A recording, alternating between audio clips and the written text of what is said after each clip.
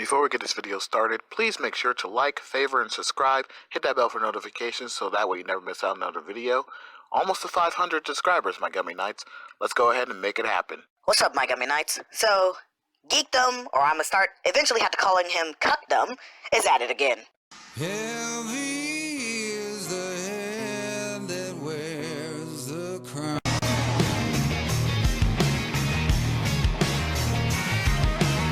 So yeah, I know. I already did a video on him. Usually, I don't like to make two-parters to these people. Right, out of all these types of videos that I've done, I rarely have made a two-parter. But the whole point is, we're talking about Geekdom, and he's expressing, or explaining, not expressing really, he's also more so explaining the Super Saiyan transformation. And so we got to this part right here, in which case, I had to come up in here and slap him up with a nice, fresh, hot debunk. I mean, Geekdom is a well-known dub hater. Any chance he can use to criticize the dub, he takes it. Geekdom tries to point out that there's a contradiction in the English dub when they're talking about gaining the Super Saiyan transformation, and you know exactly what it takes, right? He says it's a contradiction between the want and need and desire portions of it. And he says it's contradicted because you can't say that there's a desire there for them to want to become Super Saiyans. One of the most commonly quoted lines from the English dub is when it's said that Super Saiyan comes from a need, not a desire. Now, that's only in the English dub, not in the manga, not in the Japanese version, and actually contradicts a lot of the things that we find out about Super Saiyan as the series progresses. Oh, fuck off. Here is why you're fucking wrong, Geekdom. Is that indeed it comes from a need and not necessarily a want. You can try to express the identity that there's a desire there, but of course there's a desire there, but the way the dub expresses it, and the way it is actually truly shown within the show, a want or a quote-unquote desire. Yes, of course they always desire to become stronger. Yes, they always, of course, they always have a desire in order to be able to overcome whatever limitations stuff they have. Goku's original design was indeed in terms to be selfish. But when you look at each scenes and the ones he brings up, and I know he's talking about specific characters and he's trying to explain the whole transformation. Here's where he runs into his problem. Even when you look at the first situation where we have our first official Super Saiyan in terms of Goku, Goku expresses a need to beat Frieza. Goku expresses the need to beat Frieza. He needs to beat the Tyrant. He needs to be able to take him down. He needs the power in order to do so. He can want all day. Of course, even before he even goes to Super Saiyan, even when he's hitting him with the Spirit Bomb, when he's trying to fight him with Kaioken, when he sees Vegeta dying, right? When he sees all his friends and families hurt and suffering from Frieza, he wants to defeat him. He goes in with all the intentions and purposes and the desire in order to be able to beat him.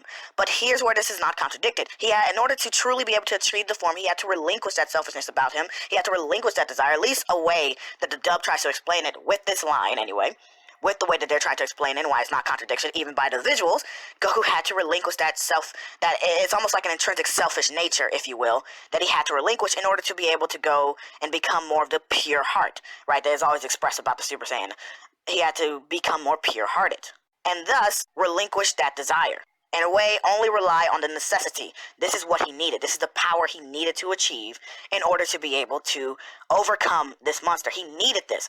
Right, because look at the circumstances around it. The circumstantial awareness would point out that in every single solitary minute detail that he needed this form. If he did not have this form, if he did not have this next stage of power, then everything was for naught, right? It didn't necessarily come from a want, more or less. There, you can still say there's longing there, there's want there, but it's not necessarily where the power is drawn from.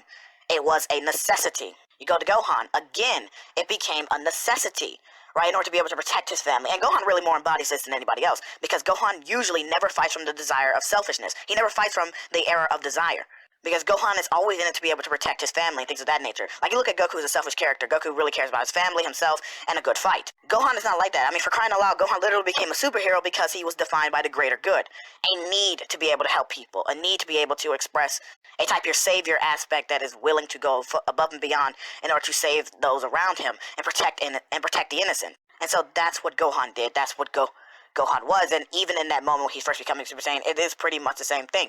Sure, he wants. He wants to become a Super Saiyan. Of course he does. But as you notice, every time he goes from a want, every time he looks at it from the standpoint of a want and just plain old desire, he never was able to achieve the form. It wasn't until he was put in that threatening situation, that life-threatening situation. And, you know, and I think this is one of the things I think the Abridged did that was so good. And I know, I'm not trying to talk about non-canon material, but I like the way the Abridged expressed it as well, because, you know, to me it was expressing each form in this way, whether it be the dub, Japanese, about what always happened with Gohan in terms of people protecting him, right? People always have to step in for him. Him not having anywhere near the power in order to be able to protect them, to protect those who he was close to, protect those who he cared about, right? And he had to relinquish that selfishness of just wanting to have greater power, and had to really look within inside of himself and draw to again relinquish that selfishness in order to gain some form of purity. And so it became a need to transform, not a desire. And I'm not saying again that there isn't want or longing there. There's always going to be a little bit of want, longing there out of every necessity, but that's not necessarily where the power comes from, is what I'm saying. And if you look at Vegeta again, because people are going to be like, well, how do you explain Vegeta? All he kept doing was wanting. Actually, I take you back to the scene in which he literally transformed into Super Saiyan. There was not want there. In fact, he literally just kind of gives up and quits. Kakarot! Then something just snapped. Something inside of me. No, no more! That's it! I don't care! I didn't care anymore. I didn't care about being better than Kakarot. I didn't care about being a Super Saiyan. I didn't care if I lived. I didn't care about anything. And then it happened.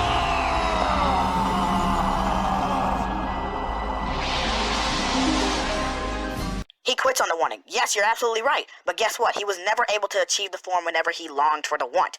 Whenever he solely expressed the idea of longing.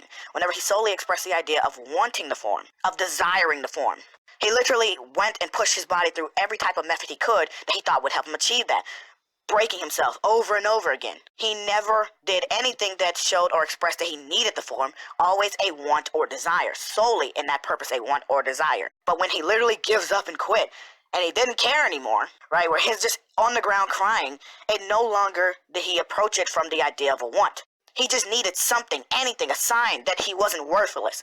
The need set in. That he wasn't a failure, that it wasn't all from naught, that everything in his life didn't lead up to this point to where he no longer had a need for life, that he no longer had a need to live, that it wasn't worth it anymore. And right then and there, he transformed into a Super Saiyan. Yes, that's how it happened. That's how I became a Super Saiyan. So it's kind of, again, Geekdom, my buddy. I like you, man, and I like when you do lore videos, but stick to your lane sometimes, though. And I guess you could say this is part of his lane, but he's missing the mark on this one. And it just really comes across as if he's trying to showcase, again, the fact that we all know this to be true. He does not like the dub. And I don't want to go into my whole tirade about people who hate on the dub, especially people who aren't from the country of Japan, who act like these elitists. Yeah, again, I don't like to do this, but I'll just redirect you guys from now on to the Filthy Frank video, and you know exactly what video I'm talking about, because that's exactly what you guys are acting like, and you guys are literally the people who he expressed in that video. Anyway, that was the end right there. Tell me, you guys, what you think. And if you think, hey, you know what, bro, Jason, you're absolutely wrong. You're just a cuckling shield, right? You'll never be on Geekdom's level.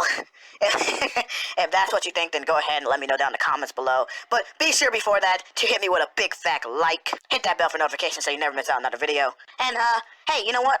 Why don't you hit me up with a hate subscribe and then watch all my videos and be that one guy who goes to the comment sections and tell me how much of a cuck I am. Anyway, I'll catch you guys in the next one. Peace. Yo, all you sucker MCs ain't got nothing on me. From my grades to my lines, you can't touch Kevin G. I'm a mathlete, so nerd isn't first, but forget what you heard. I'm like James Bond the Third. Shaking, not stirred. I'm Kevin the Poor. The G is silent when I sneak in your door. Make love to your woman on the bathroom floor. I don't play it like Shaggy. You'll know it was me, cause the next time you see her, she'll be like.